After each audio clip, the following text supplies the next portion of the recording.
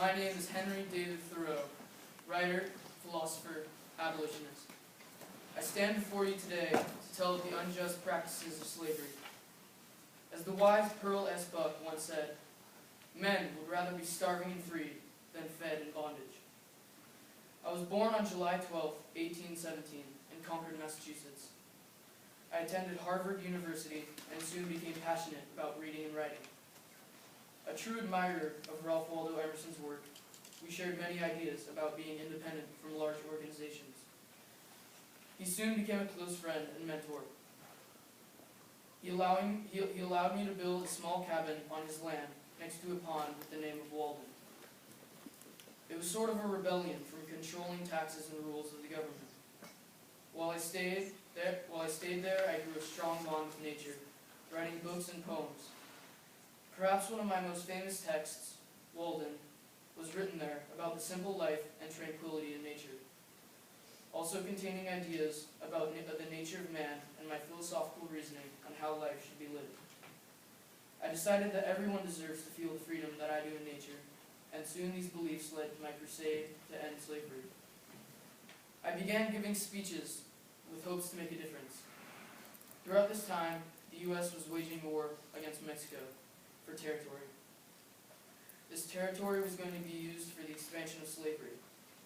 Supporters in the South had visions for moving west and setting up plantations on the new land.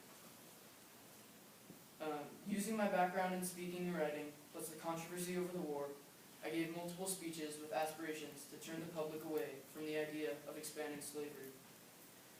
At this time, John Brown, a famous abolitionist/extremist, was leading the fight against slavery. He was taking advantage of the North-South controversy over slavery, and he was significantly involved in Bleeding Kansas, the time when the state was divided over the expansion of slavery, sometimes going through extreme measures, such as killing important pro-slavery representatives. John Brown was definitely known for his bold strategies in the attempt to end slavery, so I spoke at many anti-slavery gatherings on his behalf, trying to get the public favoring the end of slavery. After some more time, a lot of the public on the North was on his side, but his valiant fight for equality came to an end when John Brown was eventually captured and killed for his legal actions. However, after this tragedy, I continued with my speeches and other attempts to end the institution of slavery.